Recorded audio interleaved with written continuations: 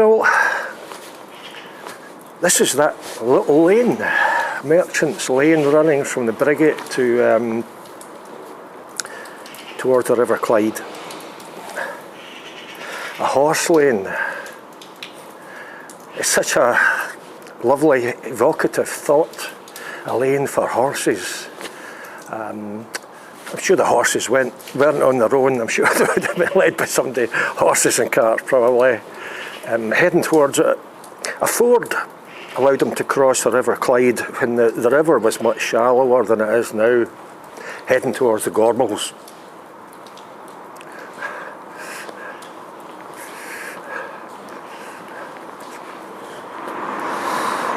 Just before we head across the river to the Gorbals, not by a ford, I should add, but by a bridge, I just want to say a few words.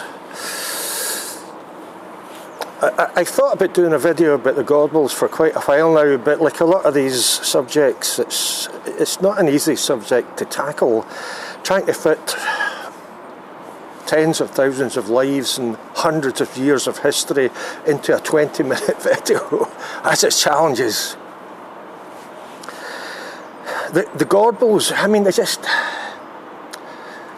Gorbals was taken over. It used to be a village that was taken over by Glasgow in the 19th century, and like a lot of outlying areas of Glasgow that were once places in their own right, you know, the Gorbals, Springburn, Maryhill, Calton, these were all separate places that weren't part of Glasgow. When Glasgow took them over, it seems to be the case that in all cases it just razed them to the ground. Not immediately. There was obviously issues that had to be dealt with, and these issues were largely overcrowding, slum housing, and that sort of thing. That clearly had to be dealt with, but I really do think that in most cases that was used as an excuse to carry out what I can only describe as blanket demolition, where everything, whole areas were swept away. Areas that were once towns were just blitzed. And the Gorbals is no different in that respect. I think in the 1870s the old village of the Gorbals was flattened and they built streets with new tenements. Tenements that after a period of time were found to be substandard as far as living conditions were concerned. You know, you had people living in some of these, well, maybe some of the older properties, they didn't just not have an indoor toilet. In some cases they didn't have an indoor sink, they didn't have running water in their house. They had to go to a landing on an external stair to access water. So clearly a lot of these issues had to be dealt with. But the housing that was built in the 1870s in the Gorbals, by the 1950s, was struggling. It had become slum housing, it had to be pulled down. So they started again, raised the whole of the Gorbals, flattened the whole area. It started again with a clean sheet and built huge, tall, multi-storey high-rise flats. After a very short period of time, within half a century, a number of decades, were themselves found to be substandard. Damp, mould, people couldn't live in these places. Who designed all that stuff? So it had to get pulled down as well. Oh, it was flattened again, and they started again with another clean sheet. I mean, as far as the tenements were concerned, when they flattened and got rid of all the tenements, there were a few corner pubs that managed to cling on for dear life. A pub in the corner up where there was all these tenements, and everything on either side of it and above it was demolished. It was just this one pub on its own. And some of them clung on for quite a bit of time. I remember one or two of them, but they've all gone now.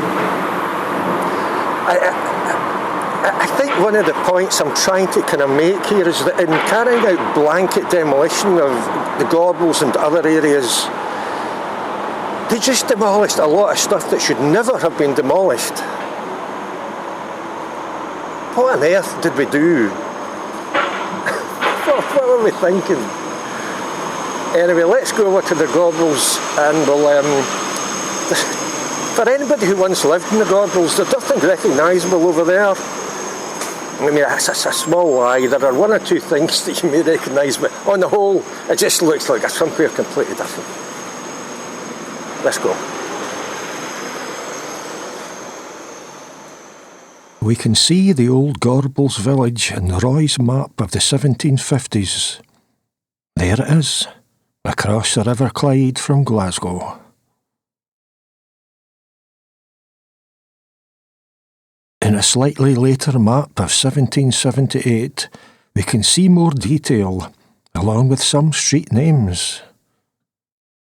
We can also see toll houses on the main roads leading into the Gorbals, where money was collected and used for the upkeep and maintenance of the roads.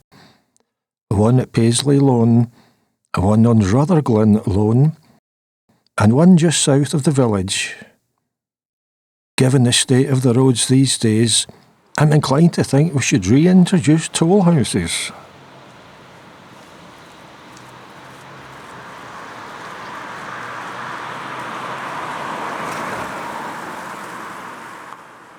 Fading to a modern satellite image lets us see where that old village was in the Glasgow of today. The village had become the property of Glasgow in 1790, although some partial control had existed from 1648. By Peter Fleming's map of 1807, clearly a whole load of development has taken place. We can see the newly named High Street leading from the old bridge, a little downstream from the ford that was used by horses. In 1846, the Gorbals formally became a part of Glasgow, and in the first town plan of 1857, we can see what can only be described as urbanisation at its best. The old village of the Gorbals had gone, although I believe some of it clung on until the 1870s before being removed. We can see that the High Street has been renamed the Main Street, and among all the new streets and tenements are various businesses, like a distillery, a cement works, possibly a tad ironic given the ultimate fate of the Gorbals in the second half of the 20th century, a power loom factory for cotton, a cotton warehouse, and a Gorbals cotton mill.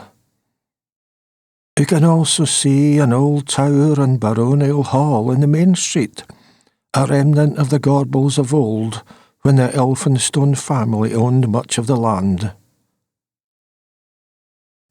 Fading from the 1857 map to one dating to around 1892, and you can see that some street alterations, additions and realignment has taken place in the Gorbals.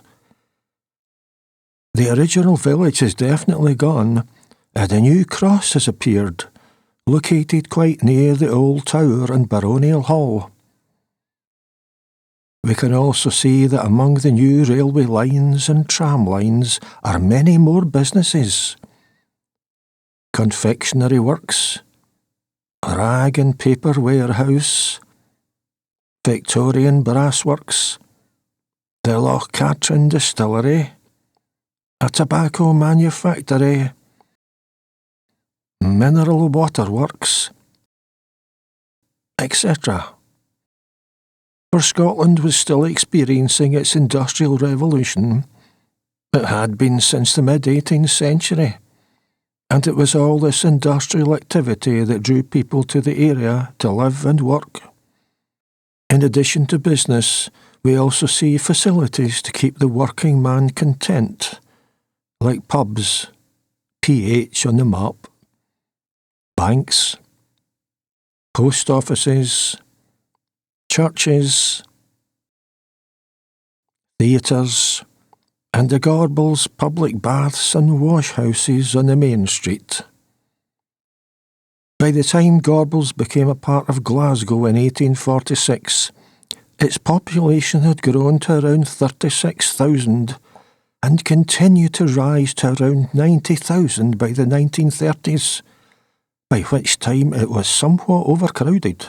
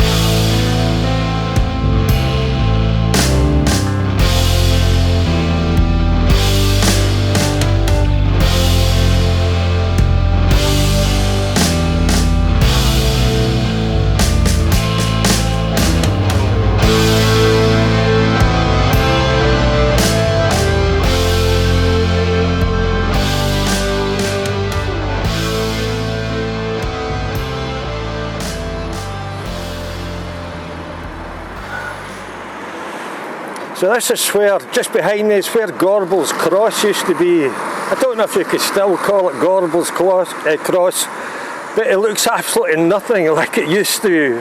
When you look at old photographs, and quite prominent at the centre of the cross was the drinking well there. You always seemed to always have a policeman standing at the junction as well. It's unrecognisable the way it is now. And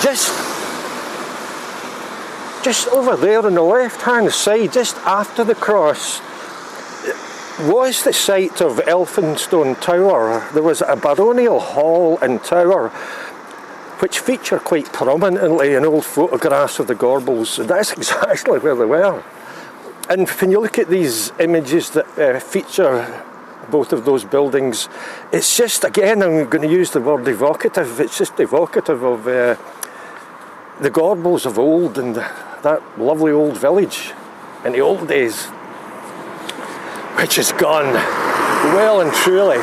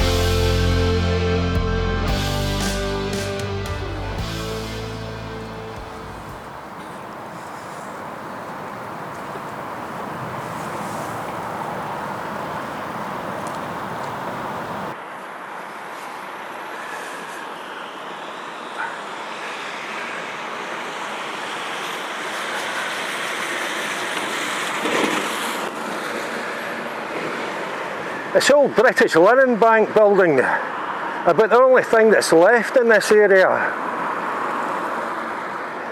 There used to be a pub in the corner. And in that corner of Clellan Street, there used to be a pub as well. Almost a pub on every street corner, but no more.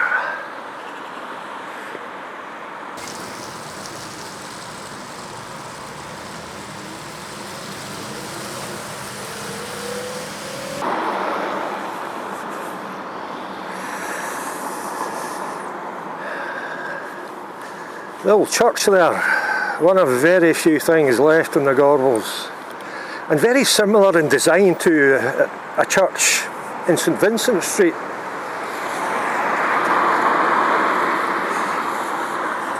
So I'm sort of here right beside the Brazen Head pub, close to that church. There's something quite unusual in the bit of ground just behind me. You can perhaps see, I think I might be in the way. Yeah. The bit of grass there's actually got a curve to it. And I know you're thinking, well, what's unusual about that? In the 1890s, I'm not sure if it's a regular ordnance survey map or a town plan, but it's quite specifically the early 1890s. Right there is a circular feature called circus. Now, it seems probable that it was a circus, with jugglers and elephants and all that sort of thing. But circuses are generally temporary structures, and it's quite unusual to find a temporary structure marked on a map. So I'd be grateful, I can't figure this one out, I'd be grateful for some feedback from you guys watching this, who are maybe more knowledgeable than I am. The cold is starting to affect my tongue. I'm struggling with my words here. But yeah, if you've got any idea of what's going on here, was it Billy Smart Circus here for a wee while? It's just very strange. It's not on any map previously or after the early 1890s. And it's even stranger that the grass still has a circular shape that echoes the circular shape of the circus. So give me some feedback, I'd be very grateful.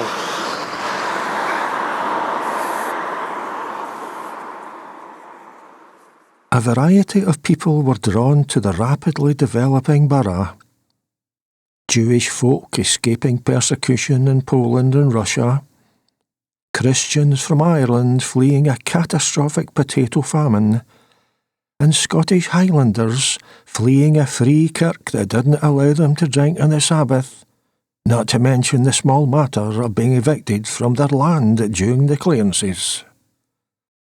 Why their religion should be important, I'm not entirely sure, but certainly there was a strong Jewish community in the Gorbals that contributed greatly to the economy and rich diversity of the area.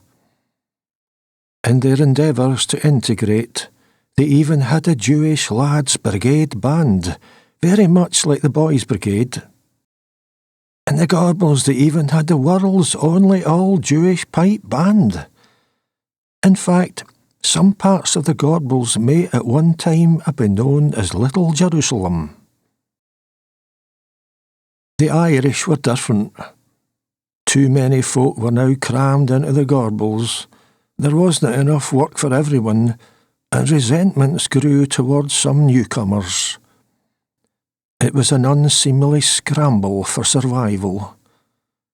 Don't get me wrong, on the surface everyone got on and there was a great community spirit, but it was no mean city right enough, one with a violent underbelly that could erupt at any moment. Protestants and Catholics, the Glasgow story.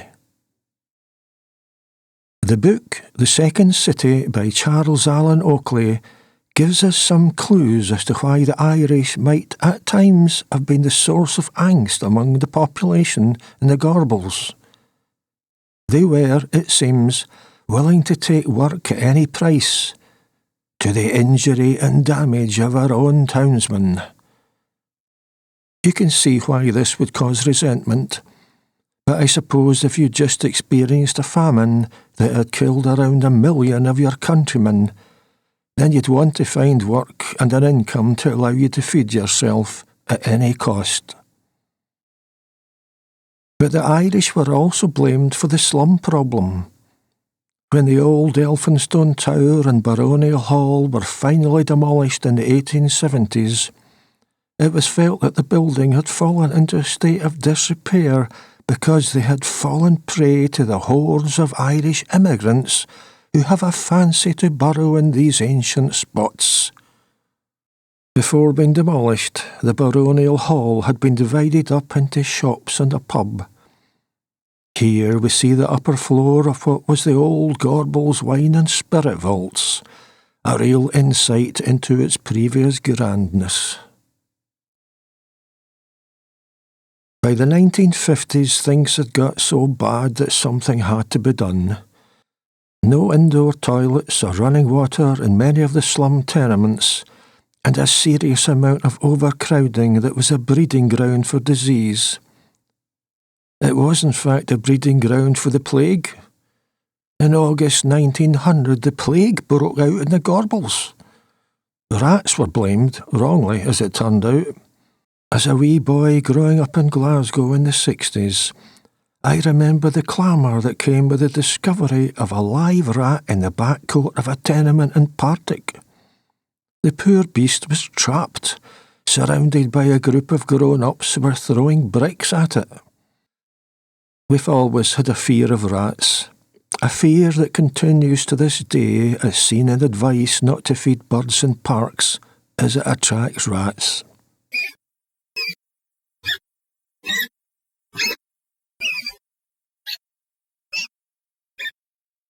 In the second half of the 20th century, the phrase comprehensive redevelopment reared its ugly head, a phrase that is intended to open the doors to improvement, but instead generally signals a period where bad things happen. The whole area was cleared. The tenements went, and in their place came tall tower blocks.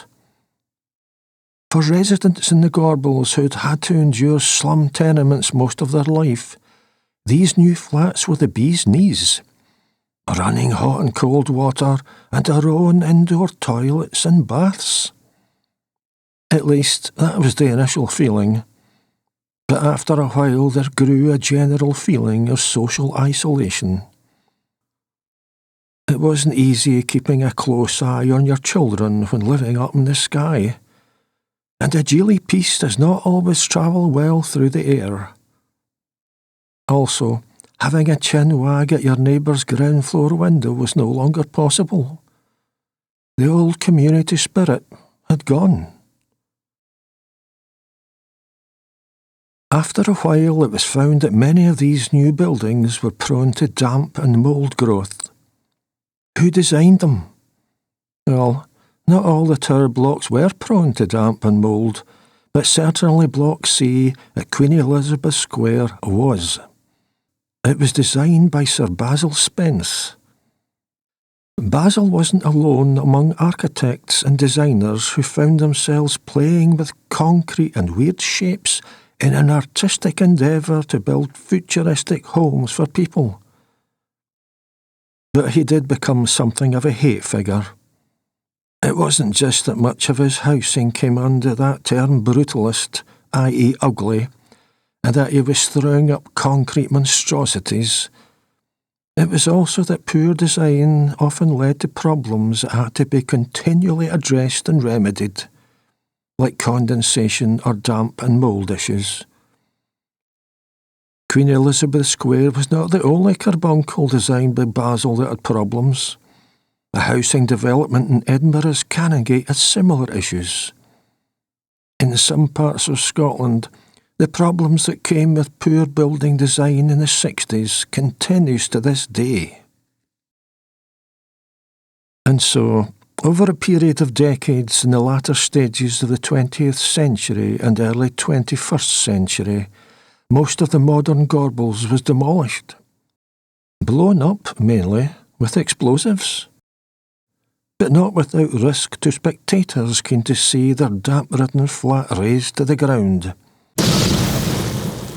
In 1993, during demolition of Basil's tower blocks in Queen Elizabeth Square, a member of the public was killed by flying debris.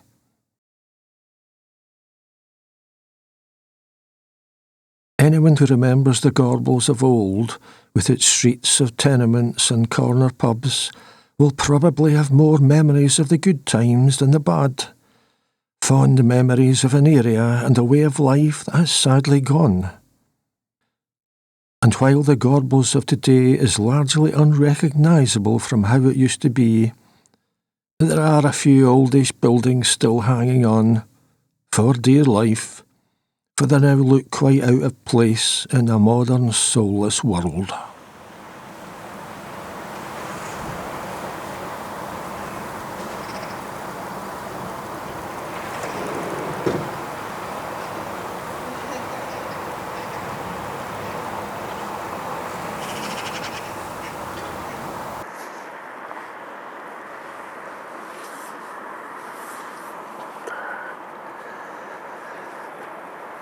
Well, something in Cumberland Street that's left over from the Gorbals of a while back, and that's the church there. It's no longer a church, I think it's a community centre, but it's good to see the building still in use and still serving the community in some way. You can see that church in what I can only describe as an iconic photograph that shows that church surrounded by tall tower blocks. Part of the modern Gorbals that didn't work out, which had to be demolished. And it's just such a awesome photograph, as if that church is defiantly standing its ground against the horrific march of progress.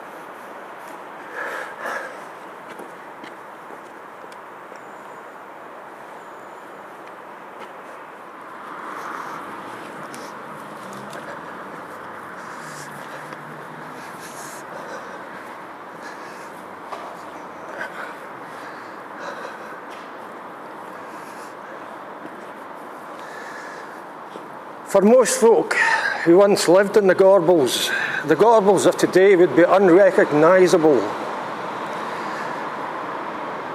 And yet many will still retain memories of the old tenements and even the high-rises that replaced them. And as someone said, I may have left the Gorbals, but the Gorbals didn't leave me.